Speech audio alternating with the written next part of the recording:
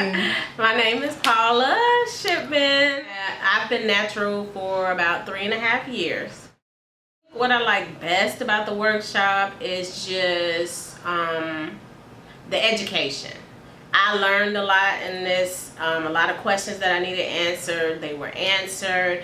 And I liked being able to try it out, tangle my hair, and it was worth the little extra money paying to just get in there and do a hands-on to see where I was making mistakes, and how I could better retain my length.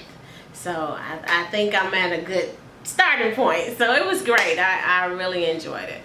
I will recommend this workshop to anybody who is just starting out being natural, anybody who has even been natural for a while but have maybe